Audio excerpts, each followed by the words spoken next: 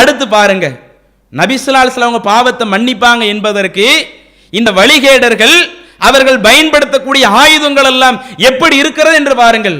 ஒரு வழிகேடர் பேசுகிறார், நபி ஸல்லல்லாஹு அலைஹி வஸல்லம் உடைய காலத்தில் சஹாபாக்கள் அல்லாஹ்வுடைய தூதர்கிட்ட வந்து என்ன செஞ்சாங்க, எப்படிப்பட்ட கோரிக்கை வச்சாங்க, அதை நீங்க எடுத்து பார்க்கலையா?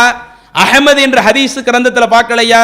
எதற்கெடுத்தாலும் முஸ்னது அஹமது, முஸ்னது அஹமது, இப்படி அஹமதுன்னு பேசுறீங்கல்ல, அந்த அஹமதில் உள்ள ஹதீஸ் எடுத்து பார்க்கலையா என்று ஒரு வழிகேடர் என்ன செய்யறாரு, அஹமதில் உள்ள ஒரு ஹதீஸை எடுத்து காட்டுறாரு.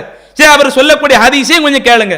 அம்ர் இப்னுல் ஆஸ் ரலியல்லாஹு அன்ஹு என்கிற சஹாபி சொல்றாங்க, சும்ம தனவுத்து, பின்பு நான் நபிகள் நாயகத்திற்கு பக்கத்தில் நெருங்கி சென்றேன், ரசூலுல்லாஹ்வுக்கு பக்கத்தில் போனேன். ஃபகுல்து, நான் சொன்னேன், யா ரசூலல்லாஹ் ஸல்லல்லாஹு அலைஹி வஸல்லம், அல்லாஹ்வுடைய தூதரே, இன்னி உபாயிஉக, நான் உங்களிடத்தில் பைஅத் செய்கிறேன், உடன்படிக்கை செய்கிறேன். எதற்காக வேண்டி தெரியுமா?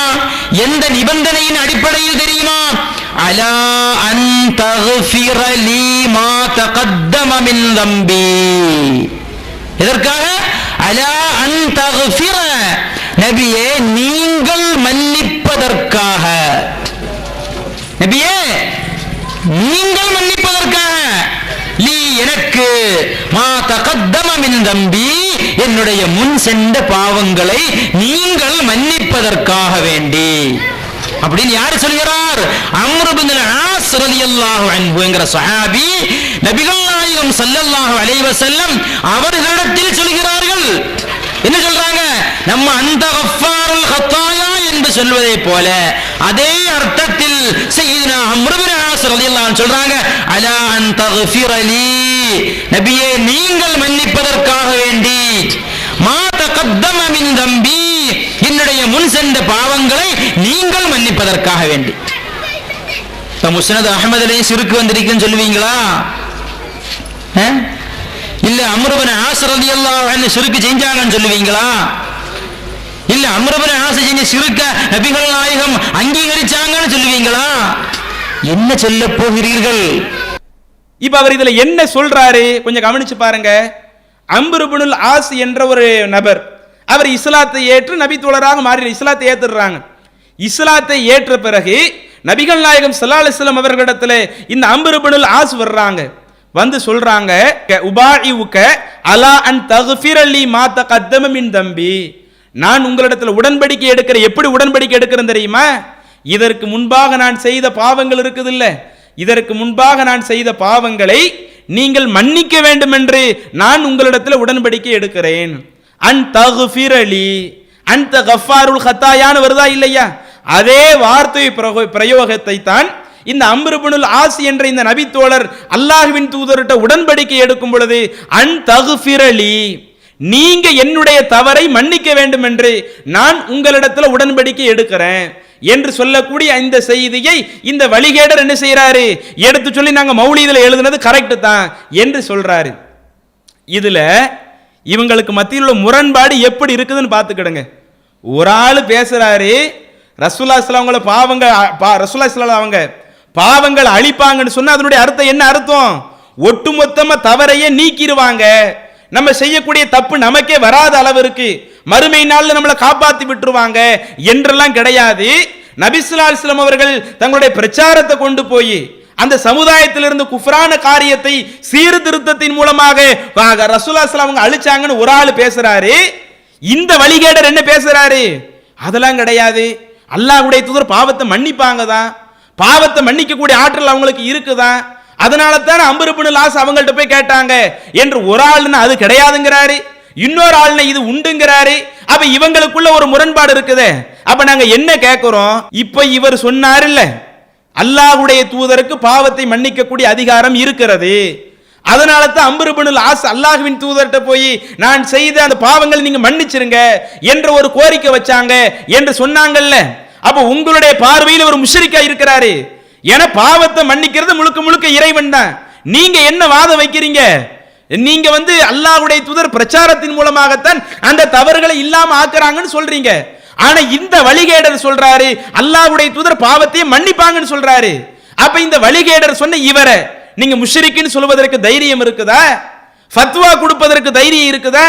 அப்ப உங்களுக்குள்ளேயே இத்தனை முரண்பாடுகளை நாம் பார்க்க முடிகிறது.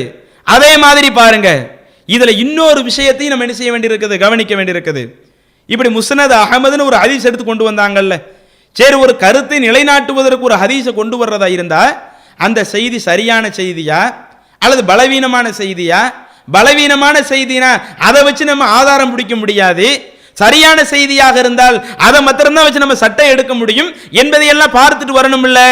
இந்த முஸ்னத் அஹமதுல பதிவு செய்யப்பட்ட இந்த செய்தி சரியான செய்தியா?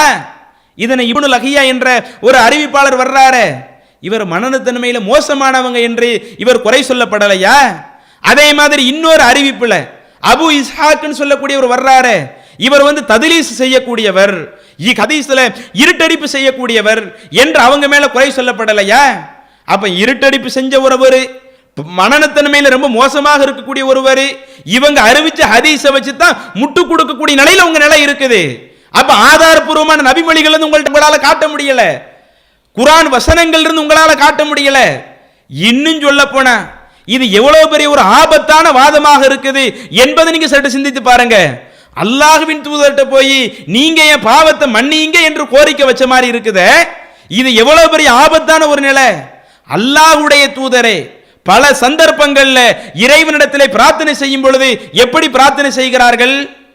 இறைவன் நீ தான் பாவத்தை மன்னிக்கணும், பாவத்தை மன்னிக்க கூடிய ஆற்றல் இறைவனாகிய உனக்கு தான் இருக்குது என்று எந்த அளவிற்கு பிரார்த்தனை செய்கிறார்கள்.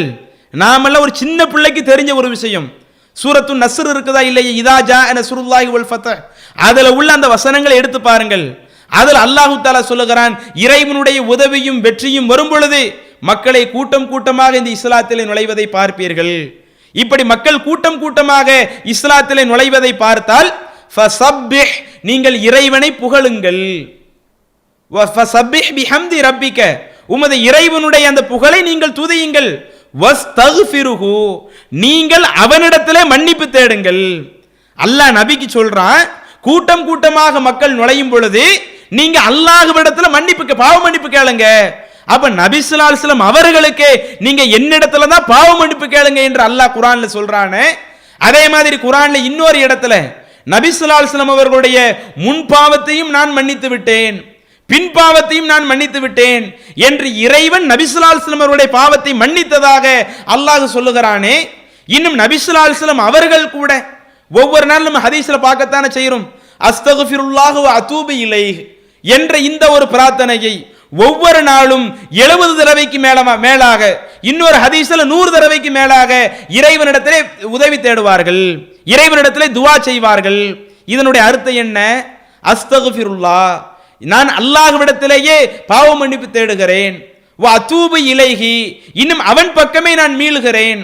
அப்ப அல்லாஹ்வுடைய தூதரே, நான் அல்லாஹ்விடத்துல தான் பாவ மன்னிப்பு தேடுறேன், நான் அல்லாஹ்விடத்துல தான் மீள்றேன், அதுவும் ஒவ்வொரு நாள் நான் 100 தடவைக்கு அதிகமா கேட்டுக்கிட்டு இருக்கிறேன் என்று அல்லாஹ்வுடைய தூதரே தன்னுடைய பாவங்களுக்கு அல்லாஹ்விடத்திலே கையேந்தி கொண்டிருக்கிறார்கள். அப்ப இஸ்லாத்தினுடைய அடிப்படை இந்த அளவிற்கு இருக்கும் பொழுது இந்த வழிகேடு என்ன பண்றாரு, ஒரு பலவீனமான செய்தியை எடுத்து கொண்டு வந்து அந்த இஸ்லாத்தினுடைய அடித்தளத்தையே தகர்க்கக்கூடிய ஒரு வேலையை பார்க்கிறாங்களே. இதைத்தான் இவர்கள் எல்லா விஷயத்திலும் கடைபிடிக்கிறாங்க. இந்த பரலேவிகள், இந்த வழிகட்டவர்கள், மக்களுக்கு தவறான விதத்தில் மார்க்கத்தை சொல்லி வழி நடத்தக்கூடியவர்கள், இவர்கள் கையாளக்கூடிய அத்துணை யுக்திகளும் இப்படித்தான் குர்ஆனில இல்லாத விஷயங்களை, ஹதீஸ்ல இல்லாத விஷயங்களை, அல்லது ஆதாரபூர்வமாக வராம பலவீனமாக வரக்கூடிய அந்த செய்திகளை எல்லாம் எடுத்து சொல்லி இஸ்லாமிய கொள்கையை தகர்த்து கொண்டிருக்கிறார்கள். அப்ப இன்னும் அந்த வழிகேடர்கள் மௌலிதில் உள்ள வழிகேட்டை நியாயப்படுத்துறாங்க. எப்படி நியாயப்படுத்துறாங்க? நாங்க அன்த கஃபாருல் ஹத்தாயான்னு போட்டிருக்கோமே, அதுல வேற தவறான அர்த்தம் எதுவும் இல்லைங்க. ரசூலுல்லாஹி ஸல்லல்லாஹு அலைஹி வஸல்லம் அவங்களுக்கு சில ஆட்கள் தவறு செஞ்சிருப்பாங்கல்ல, மனிதன் அடிப்படையில் தவறு செஞ்சிருப்பாங்கல்ல, அப்ப அவங்கள்ட்ட போய் மன்னிப்பு கேட்டு அல்லாஹ்வுடைய தூதரை இந்த தப்பை மன்னிச்சிருங்கன்னு கேட்டிருப்பாங்கல்ல, அதனால தாங்க நாங்க இப்படி எழுதி வச்சிருக்கிறோம். சில ஆட்கள் வியாக்கியானம் கொடுக்குறாங்க. வியாக்கியானம் எல்லாம் சரிதான், இது உலக நடைமுறைக்கு ஒத்து வருமா? வெறுமன ஒருவர் இன்னொருவருக்கு பாதிப்பை ஏற்படுத்துவது என்பது இறை தூதருக்கு மட்டும்தானா? ஏன் எனக்கு ஒரு ஆள் பாதிப்பை ஏற்படுத்த முடியாதா? உங்களுக்கு ஒருவர் பாதிப்பை ஏற்படுத்த முடியாதா? ஒரு அஜர்த்து இன்னொரு அஜரத்துக்கு பாதிப்பு ஏற்படுத்த முடியாதா? அல்லது ஒரு அஜர்த்து மக்களுக்கு பாதிப்பு ஏற்படுத்த முடியாதா? இன்னைக்கு எவ்வளவு ஏற்படுத்திக்கிட்டு இருக்கிறாங்க. அஜர்த்து என்ற பெயரில் உட்கார்ந்துக்கிட்டு நான் ஃபாத்திஹா ஓத போறேன், மௌலிது ஓத போறேன், அந்த காசை கூடி, அவ்வளவு காசை கூடி, இவ்வளவு காசை கூடி என்று மக்களுடைய பணத்தை எந்த அளவுக்கு ஒரு அஜரத்து பறிச்சிருப்பாரு.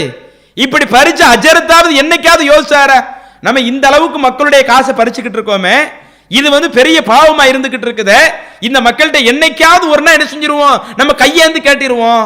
மக்களை எல்லாம் உட்கார வைத்து விட்டு அந்த கஃபாருல் கத்தாயா, யாராவது ஒரு ஆளை கூப்பிட்டுட்டு அந்த கஃபாருல் கத்தாயா, எப்ப நான் உன் காசு 1000 ரூபாய் வாங்கிட்டேன்ப்பா, மற்றவங்கள்ட்ட எல்லாம் 100 ரூபாய் வாங்கினேன், உன்ட்ட 1000 ரூபாய் வாங்கிட்டு அந்த கஃபாருல் கத்தாயா நீ என் தப்ப மன்னிச்சிரு. இன்னொரு ஆள்கிட்ட நான் உன்ட்ட சொல்ல தெரியாமலேயே கடையில இருந்து கல்லாப்பட்டி இருந்து காசு எடுத்தேன்ப்பா, அந்த கஃபாருல் கத்தாயா நீ என் பாவத்தை இன்னைக்கு பார்க்கறோம் இல்ல, அந்த மௌலிது ஓதுற ஃபாத்திஹா ஓதுறன்னு இவ்வளவு வேலை பண்ணிக்கிட்டு இருக்கிறீங்கல்ல, நீங்க அப்ப போய் சொன்னீங்களா அந்த கஃபாருல் கத்தாயா, அந்த கஃபாருல் கத்தாயா சொன்னீங்களா? அப்ப இது உங்களுக்கு விளையாட்ட தெரியல, உங்களுக்கு நக்கலா தெரியல. நம்ம மார்க்கத்தில் இப்படி சொல்ல சொல்ல மார்க்கத்தில் விளையாடுகிறோம் தெரியல. இதெல்லாம் நாங்க பார்த்துட்டு சும்மா இருக்கணும். இந்த ஜமாத்தில் உள்ளவங்க இப்படி எல்லாம் நீங்க மார்க்கத்தை எண்ணத்தை விட்டு அடிச்சாலும், குரான்ல இல்லாத ஹதீஸ்ல இல்லாத உங்க மனோயிச்சையை நீங்க மார்க்கமாக்குவீங்க. இந்த ஜமாத்தில் உள்ளவங்க சும்மா இருப்பாங்களா? எங்களை போன்ற சின்னவர்கள் போதும் உங்களுடைய பிரச்சாரங்களை எல்லாம் தவிடுபடி ஆக்குவதற்கு, உங்களுடைய பிரச்சாரங்களை எல்லாம் சுக்குநூறாக்கி இவர்களுக்கும் மார்க்கத்திற்கும் சம்பந்தம் இல்லை என்பதை நிரூபிப்பதற்கு எங்கள பெரியவங்க தேவையில்லை.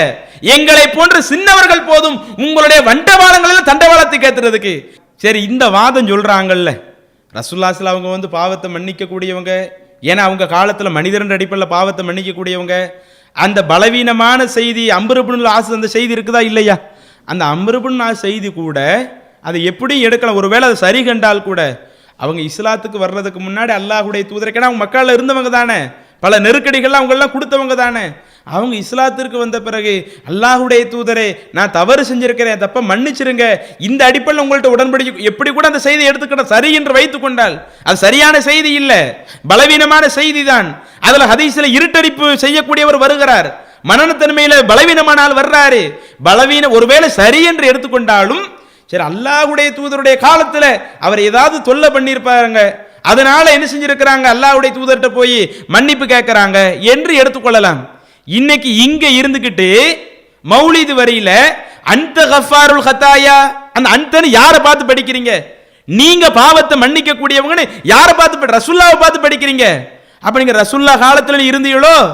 ரசூலுல்லாஹ் காலத்துல அந்த எதிரிகள் அவங்கள கல்ல கொண்டு எரிஞ்சு கொடுமைப்படுத்தினாங்களே, நீங்க கல்ல கொண்டு எரிஞ்சீங்களா? எதிரிகள் வார்த்தையினால திட்டினாங்களே, நீங்க வார்த்தையினால திட்டினீங்களா? நீங்க ஏதாவது நோவினை கொடுத்தீங்களா? உங்களுக்கும் அல்லாஹ்வுடைய தூதர் காலத்துக்கு என்ன சம்பந்தம்? அல்லாஹ்வுடைய தூதருடைய காலத்துல வாழ்ந்தவர், அவர் ஆரம்பத்தில் இஸ்லாத்தை ஏற்காமல் இருக்கும் பொழுது பல தொல்லை கொடுத்திருந்து இஸ்லாத்துக்கு ஏற்ற பிறகு அவங்க மன்னிப்பு கேட்கலாம். இன்னைக்கு நீங்க இங்க இருந்துகிட்டு அல்லாஹ்வின் தூதர்கிட்ட நீங்க தான் மன்னிக்கணும், நீங்க தான் மன்னிக்கணும் என்று சொன்னால் இதை எப்படி ஏத்துக்கிடுறது? வேணா நீங்க என்ன செய்யுங்க, அல்லாஹ்வுடைய தூதரை பார்த்து அந்த கஃபாருல் கத்தாய் என்று சொல்லுவதற்கு பதிலாக முன்னாடி மேற்கோள் காட்டினேன்ல, அஜரத்தா இருக்கிற நீங்க யார்ட்டெல்லாம் பாவம் செஞ்சீங்களோ எல்லாத்துட்டையும் போங்க, எல்லாத்துட்டு போய் அந்த கஃபாருல் கத்தாயா, அந்த கஃபாருல் கத்தாயா இப்படின்னா சொல்லிட்டு தெரியுங்க. ஏன்னா உங்க வாதம் அப்படித்தானே இருக்குது. ரசூலுல்லாஹி ஸல்லல்லாஹு அலைஹி வஸல்லம் அவர்களிடத்தில் நீங்கள் கேட்பதற்கு பதிலாக இப்படியாவது கேட்டுட்டு போங்க. அப்ப நீங்க வழிகேட்டை நியாயப்படுத்துவதற்காக ஒரு ஆதாரத்தை கொண்டு வர்றீங்க, அந்த ஆதாரமே உங்களை பலவீனப்படுத்துற மாதிரி இருக்குதா, உங்களை இழிவுபடுத்துற மாதிரி இருக்குதா, உங்களை கேவலப்படுத்துற மாதிரி இருக்குதா? இந்த அளவுக்கு நம்ம மார்க்கத்தை பேசி இருக்கிறோமா என்று உங்களை பார்த்து அடுத்தவங்க எள்ளி நகையாடக்கூடிய அளவுக்கு உங்களுடைய பிரச்சாரங்கள் இருக்குதா? இதுல இருந்து நீங்க தெரிஞ்சுக்கிடுங்க.